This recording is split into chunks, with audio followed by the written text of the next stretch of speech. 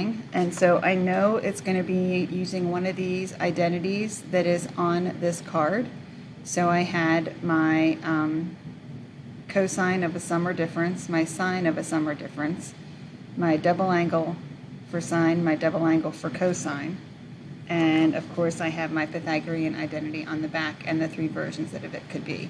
So when I look at this, I have 5 pi over 12. Well, that's in radians, but I can still think in radians because I know that 3 pi over 12 plus 2 pi over 12 is 5 pi over 12. So I'm going to think of this as 5 pi over 12 equals 3 pi over 12 plus 2 pi over 12. And that reduces to pi over 4 and pi over 6. So that's how I'm going to write this, and since this is the sine of a sum, I'm going to have sine A cosine B plus cosine A sine B. So I'm going to have sine A, which is going to be pi over 4. So I just rewrote it as my A and B identified. So now I have the sine of pi over 4 times the cosine of pi over 6 plus the cosine of pi over 4 times the sine of pi over 6.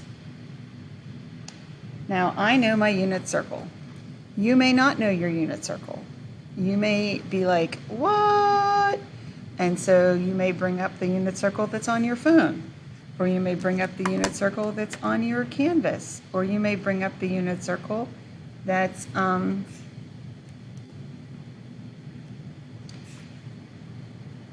in your files.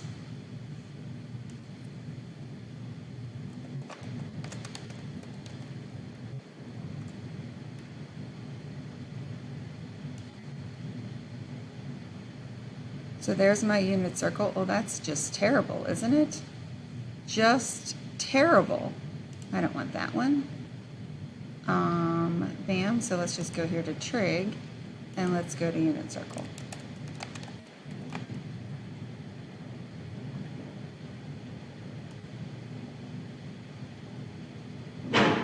There's my unit circle, and I can see pi over 4 is the square root of 2 over 2, square root of 2 over 2, and I can see that pi over 6 is the square root of 3 over 2 and 1/2, and I know that cosine is the x-coordinate and sine is the y-coordinate. So I've got that, and I just close my visualizer, but we'll bring it back.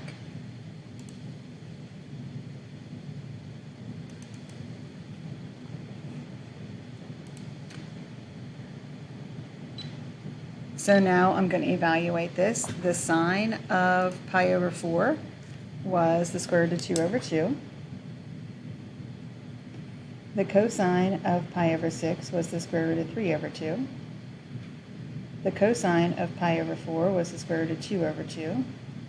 And the sine of pi over 6 was 1/2. And then we multiply these together, and we have the square root of 6 over 4 plus the square root of 2 over 4, which gives us the square root of 6 plus the square root of 2 divided by 4. And again, if you have the square root of 2 plus the square root of 6 divided by 4, that's okay. We still love you, and your mommy still thinks you're great. Okay? So next we have 195, so we're back in degrees. And so sometimes in my classes, the students try to say, well, let's use 180 and 15, which is a wonderful idea, except that 180 is on the unit circle, but 15 is not, so we can't do that. So you may want to go back to your unit circle and find angles that add up to 195. The first two I thought of were 150 and 45, so that's what I'm going to do. So this is going to become the cosine of 150 plus 45. And the cosine, since I'm doing plus, I'm going to have a minus between my functions. So I now have the cosine of 150 times the cosine of 45 degrees minus the sine of 150 times the sine of 45 degrees. All right, Well, 150 is in the second quadrant. Cosine's negative there, so that's negative square root of 3 over 2. The cosine of 45 is in the first quadrant, so that's positive square root of 2 over 2. The sine of 150 is in the second quadrant, but sine's positive, so that's 1/2. The sine of 45 is in the first quadrant, that's positive square root of 2 over 2. And you multiply together, so you end up with negative square root of 6 divided by 4 minus the square root of 2 divided by 4. And when you put it all together, you have negative square root of 6 minus the square root of 2, all divided by 4. Okay, and then the sine of negative 105 degrees. So now I have to either think in negatives, or I have to find the angle that would be the same as this in positive for 105 degrees. So to find the angle that would be it in positive, you could do the reflex angle and do 360 minus 105, which would be 255. So you could find angles whose sum is 255, or you could find angles whose sum is negative 105. It's entirely up to you. I tend to tell my students to stick with the number that you're given. That way, if you made a mistake, but surely you can subtract this and be able to get 255. So when I see 255, I immediately thought of 150 and 105, but 105 is not on my unit circle. So then I thought of 130 and 125. Again, 125 is not on my unit circle. 135 and 120 are. So I could do the sine of 135 plus 120. So I'm doing sine, so I'm going to have sine, cosine, plus cosine, sine. So I have the sine of 135 times the cosine of 120 plus the cosine of 135 times the sine of 120. So the sine of 135 is positive square root of 2 over 2. The cosine of 120 is negative 1/2, plus the cosine of 135 is negative square root of 3 of 2 over 2. And the sine of 120 is the square root of 3 over 2. And when I multiply that together, I have negative square root of 2 divided by 4 minus the square root of 6 divided by 4, which would be negative square root of 2 minus the square root of 6 divided by 4.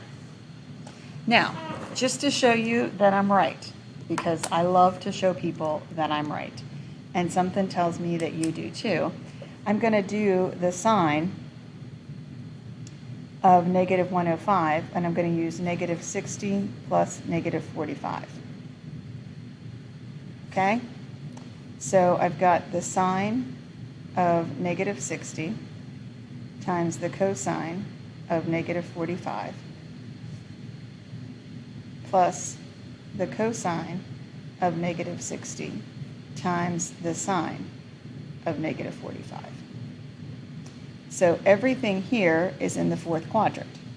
So in the fourth quadrant, the sine is negative, and the sine of negative 60 is negative square root of